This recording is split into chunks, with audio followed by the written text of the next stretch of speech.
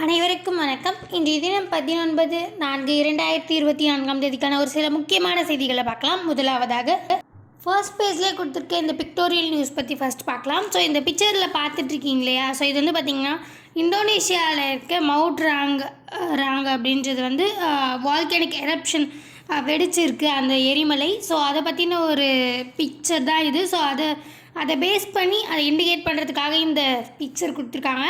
So இதில் நம்ம என்னென்ன தெரிஞ்சுக்க வேணும் அப்படின்னு பார்த்திங்கன்னா, அந்த அந்த மவுண்ட் பொறுத்து தென் வந்து அங்கே இந்த டிசாஸ்டர்ஸ் பொறுத்து நம்ம வந்து அதை பற்றி பார்க்க வேண்டியதாக இருக்குது. ஸோ இந்த மவுண்ட் ராங் அப்படின்றது ஒரு வில்லேஜ் எவாக்குவேட்டட், அதை சுற்றி இருக்க ஒரு நிறைய பேர் வந்து எவாக்குவேட்டே ஆகியிருக்காங்க. அதுவும் மெயினாக பார்த்திங்கன்னா இந்தோனேஷியாவிலலாம் வந்து பார்த்திங்கன்னா நிறைய பாப்புலேஷன் இருக்கிற ஒரு இடம் அது. ஸோ அதனால் வந்து அங்கே இருக்கிற நிறைய பேர் வந்து இடம் மாற்றப்பட்டிருக்காங்க. நிறைய சுனாமி அலர்ட்லாம் கூட வந்திருக்கு இந்த வால்கனிக் எரப்ஷனுக்கு அப்புறமா, எரிமலை வெடிப்புக்கு அப்புறமா. ஸோ இது வந்து எந்த இடத்துல லொக்கேட் ஆகிருக்கு அப்படின்னு பார்த்திங்கன்னா நார்த் சலுவசி ஐலாண்டு. ஸோ இந்த இந்தோனேஷியா அப்படின்றது நிறைய ஐலாண்டு சேர்ந்தது தான் வந்து இந்தோனேஷியா அப்படின்றது. ஸோ இது வந்து நார்த் சலுவசி ஐலாண்ட் அப்படின்ற ஒரு இடத்துல இருக்குது. ஸோ இது வந்து ஒரு ஸ்ட்ராட்டோ வால்கேனோ அப்படின்னு சொல்லலாம். இந்த இந்தோனேஷியாவிலலாம் பார்த்திங்கன்னா நிறைய வால்கேனோ, எர்த் வேக், சுனாமி இந்த மாதிரி நிறையவே வந்து வந்துக்கிட்டே இருக்கும். ஸோ இந்த இடம் மெயினாக வந்து பார்த்திங்கன்னா லைக் அந்த பசிபிக் ரிங் ஆஃப் ஃபயர் அந்த இடம் அப்படின்னு மென்ஷன் பண்ணியிருக்காங்க. அதாவது இந்த பசிபிக் ரிங் ஆஃப் ஃபயர் அப்படின்றது சுற்றி ஒரு ரிங்கு மாதிரி ஃபார்ம் ஆகுற மாதிரி அங்கே நிறைய பிளேட்ஸ், அதாவது டெக்டானிக் பிளேட்ஸ்லாம் நிறைய இருக்கும். ஸோ அந்த மாதிரியான ஒரு இடத்துல தான் வந்து இந்தோனேஷியா இருக்குது. ஸோ அங்கே வந்து நிறையவே இந்த வால்கேனோ, எர்த் குவாக், சுனாமி இந்த மாதிரி அலர்ட்ஸ் நிறைய வந்துகிட்டே இருக்கும் அந்த ஐலாண்ட்ஸில் வந்து பார்த்திங்கன்னா. ஸோ அதை பற்றி தான் இந்த மென்ஷன் பண்ணியிருக்காங்க. ஸோ அடுத்ததாக sugar content high in Nestlé baby food sold in India அப்படின்ற தலைப்பில் கொடுத்துருக்காங்க. ஸோ இதில் வந்து பார்த்திங்கன்னா நெஸ்டல் கம்பெனி இருக்கு இல்லையா, அதுவும் மெயினாக நெஸ்டல் கம்பெனியில் தயாரிக்கப்பட்ட இந்த பேபி ஃபுட்ஸ், அதாவது பேபி ஃபார்முலேஷன் ஃபுட்ஸ்லாம் வந்து பார்த்திங்கன்னா நிறையவே வந்து ஹை சுகர் லெவல் வந்து அதிகமாகவே இருக்குது அப்படின்ற மாதிரி மென்ஷன் பண்ணியிருக்காங்க. ஸோ இந்த நெஸ்டல் அப்படின்றது பார்த்திங்கன்னா ஆல் ஓவர் த வேர்ல்டு இருக்குது. லைக் யூரோப், யூஎஸ்ஏ இந்த மாதிரி நிறைய இடங்களில் இருந்தாலுமே யூரோப் அந்த மாதிரியான டெவலப்டு கண்ட்ரீஸில் தான் வந்து பார்த்திங்கன்னா இதை வந்து ரொம்ப ஸ்ட்ரிக்டாக வந்து தடை பண்ணுறாங்க. ஸோ அதனால் யூரோப்பில் அங்கே வந்து டிஃப்ரெண்ட்டான ஃபார்முலேஷனில் அங்கே ஒரு லோ சுகர் லெவலில் வந்து அங்கே ப்ரொடியூஸ் பண்ணுறாங்க அந்த நாட்டுக்கு ஏற்ற மாதிரி. பட் இந்த மாதிரி நம்ம இந்தியா மாதிரியான ஒரு டெவலப்பிங் கண்ட்ரீஸில் வந்து பார்த்திங்கன்னா அவங்க பவரைஸ்டாக ஃபீல் பண்ணி அவங்க இது மாதிரி அவங்க வந்து நிறைய ரூல்ஸாக வந்து ஃபாலோ பண்ணுறதில்ல. ஸோ நம்ம இந்தியாவில் சேல் பண்ணுற பேபி ப்ராடக்ட்ஸ்லாம் வந்து பார்த்திங்கன்னா ரொம்ப ஹை சுகர் கண்டென்ட் இருக்கிற இதுவாக வந்து காணப்படுது. லைக் இந்த மாதிரி நிறைய விஷயங்கள் இருக்குது.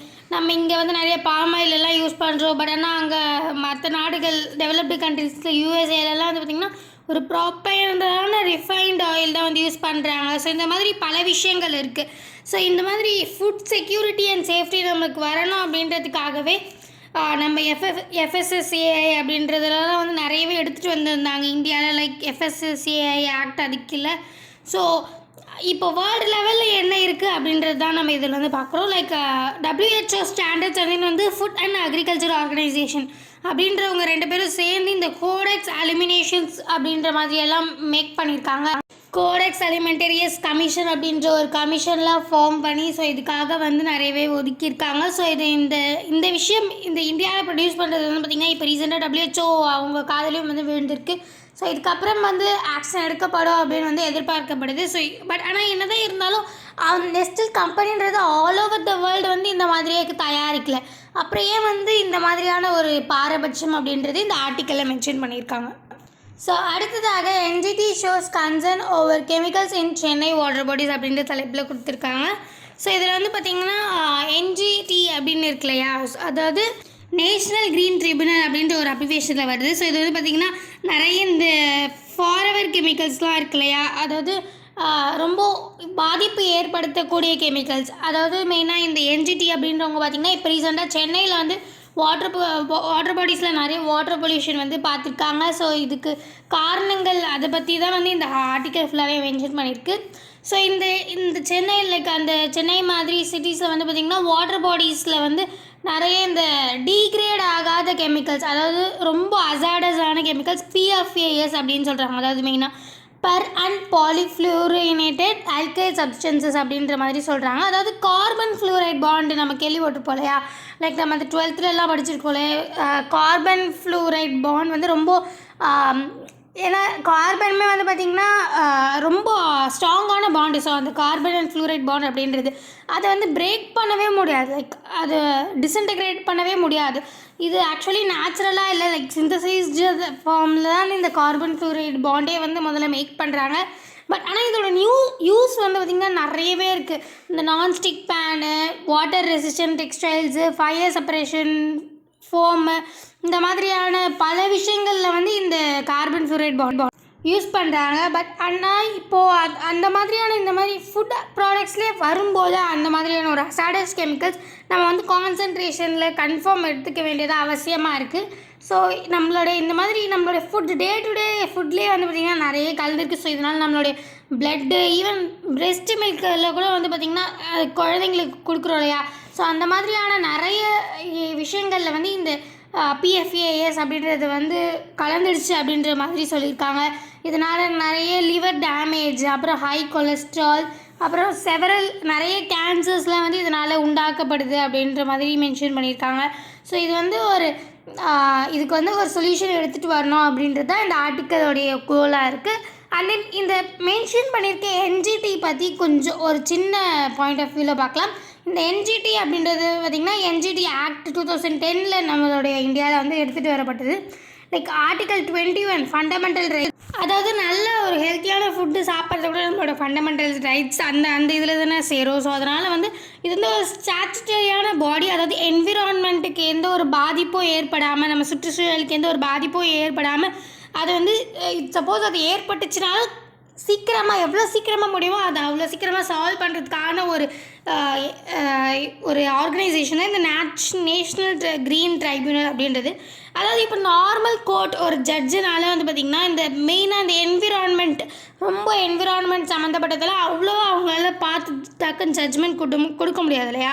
ஸோ அதுக்காக என்விரான்மெண்ட் இஷ்யூஸ் வந்து ரொம்ப சீக்கிரமாக சால்வ் பண்ண வேண்டிய ஒன்றா இருக்குது. நம்ம எவ்வளோ சீக்கிரமாக நம்மளுடைய சுற்றுச்சூழல் பாதிப்பை வந்து நம்ம நோட் பண்ணி நம்ம சரி செய்கிறோமோ, ஸோ அது அவ்வளோ ஈஸியாக நம்மளால் பண்ண முடியும். ஸோ அதனால் ஒரு சீக்கிரமாக எடுத்துகிட்டு வரணும், இந்த என்விரான்மெண்ட் இஷ்யூஸை வந்து சீக்கிரமாக முடிக்கணும் அப்படின்றதுக்காக ஒரு லைக் ஜுடிஷியலையும் மாறி எடுத்துகிட்டு வந்தது தான் இந்த NGT அப்படின்றதே ஆக்சுவலி. ஸோ இது மெயினாக வந்து பார்த்திங்கன்னா நியூ டெல்லியில் இருக்குது. அதை தாண்டி போபால், புனே, கொல்கட்டா அண்ட் சென்னை இந்த மாதிரி இடங்கள்லாம் இருக்குது. ஸோ இது வந்து பார்த்திங்கன்னா chairperson, judicial members and expert members, இந்த மாதிரி 3 பேர் வந்து இதில் இருக்காங்க. Like judicial members and expert members பார்த்திங்கன்னா ஆல்மோஸ்ட் 10 to 20 மெம்பர்ஸ் மினிமம் வந்து இருக்கலாம்.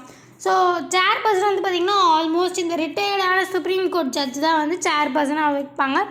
ஸோ இந்த 3 பேர் கொண்ட ஒரு குழுவாக வந்து இது இயங்கிட்டு இருக்குது அப்படின்றத வந்து மென்ஷன் பண்ணி அது ஒரு சில காமனான விஷயங்கள் நம்ம தெரிஞ்சுக்க வேண்டியது அவசியமாக இருக்குது. ஸோ இவங்க வந்து இப்போது சென்னையில் வந்து இந்த வாட்டர் பாடிஸ்லலாம் வந்து ரிசர்ச் பண்ணி இந்த மாதிரி நிறைய கெமிக்கல்ஸ் வந்து இருக்குது, ஹசார்டஸான கெமிக்கல் அப்படின்றத வந்து மென்ஷன் பண்ணியிருக்காங்க. அதை வந்து இந்த ஆர்டிக்கல்லேருந்து மென்ஷன் பண்ணியிருக்காங்க. ஸோ அடுத்ததாக poll panel website blocked for users abroad அப்படின்ற தலைப்பில் கொடுத்துருக்காங்க. ஸோ இது வந்து பார்த்திங்கன்னா ஒரு ஜியோ ஃபென்சிங் அந்த டாபிக் சம்மந்தப்பட்டது. அதாவது நம்மளுடைய website of election commission of India அது இருக்கு இல்லையா, எலெக்ஷன் கமிஷன் இந்தியா அப்படின்ட்டு ஒரு வெப்சைட் இருக்குது. ஸோ அது வந்து பார்த்திங்கன்னா நம்ம இந்தியாவுக்குள்ளே இருந்தால் மட்டும்தான் ஓப்பன் ஆகிற மாதிரியான ஒரு க்ரியேட் பண்ணி வச்சுருக்காங்க அந்த மாதிரி ஒரு இதுவை. ஸோ அது எப்படி க்ரியேட் பண்ணப்படுது அப்படின்னு பார்த்திங்கன்னா இந்த ஜியோ ஃபென்சிங் அப்படின்றதுனால தான். ஏன் இதெல்லாம் வந்து பண்ணுறாங்க, ஏன் அந்த வெப்சைட்டை வந்து வெளிநாட்டில் இருக்கவங்க தான் அலோவ் பண்ணுற மாதிரி பண்ணல அப்படின்னு பார்த்திங்கன்னா நிறைய மிஸ்யூஸ் பண்ணுறதுக்கு நிறைய சான்ஸ் இருக்கு இல்லையா. லைக் ஃபாரினர்ஸ்லாம் வந்து அதை எடிட் பண்ணி ஏதாச்சும் பண்ணுறதுக்கு சான்ஸ் இருக்கு இல்லையா. ஸோ இந்த மாதிரி ஒரு சேஃப்டியாக இருக்கணும் நம்மளுடைய இந்தியன் எலெக்ஷன் கமிஷனோட வெப்சைட் அப்படின்றதுனால இந்த ஜியோ ஃபென்சிங் போட்டிருக்காங்க. ஸோ இது வந்து ஒரு விர்ச்சுவல் பவுண்ட்ரி, அதாவது இது நிறைய அப்ளிகேஷனுக்காக இந்த இண்டஸ்ட்ரியல், கமர்ஷியல், தென் செக்யூரிட்டி பர்பஸ்க்காக நிறைய வந்து இது யூஸ் பண்ணுறோம். மெயினாக வந்து பார்த்திங்கன்னா இப்போ நிறைய இந்த சைபர் செக்யூரிட்டி அப்படின்னு பண்ணுறோம் இல்லையா. ஸோ அது கூட வந்து பார்த்திங்கன்னா ஜியோ ஃபென்சிங்னால தான். ஸோ இது வந்து அதாவது ஒரு லொக்கேஷன் ஸ்பெசிஃபிக்காக, அதாவது இவங்க இங்கே இருந்தால் மட்டும்தான் வந்து அதை வந்து ஆக்சஸ் பண்ண முடியும் அப்படின்ற மாதிரி. இந்த நிறைய ஃபோன்லேயே அட்டண்டன்ஸ் போடுறது, ஏதாச்சும் ஆஃபீஸில் வேலை செய்கிறவங்களாம் இப்போல்லாம் ஃபோன்லேயே வந்து அட்டண்டன்ஸ் போடுறாங்க இல்லையா.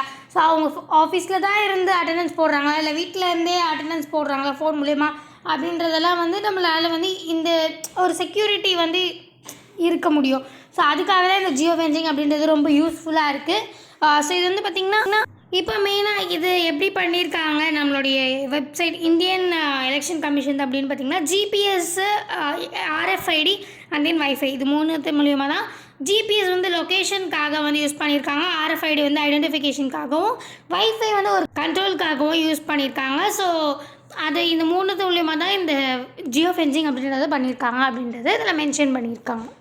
So finally we reach the end. மீண்டும் நாளை இந்த மாதிரி முக்கியமான செய்திகளோடு சந்திக்கலாம். இந்த வீடியோ உங்களுக்கு பிடிச்சிருந்தா லைக் பண்ணுங்கள், மற்றவங்களுக்கு யூஸ்ஃபுல்லாக இருக்கும்னு நினச்சிங்கன்னா ஷேர் பண்ணுங்கள், சப்ஸ்கிரைப் பண்ணுங்கள், பக்கத்தில் இருக்க பெல் ஐகானை கிளிக் பண்ணுங்கள். நன்றி, வணக்கம், மீண்டும் நாளை சந்திப்போம்.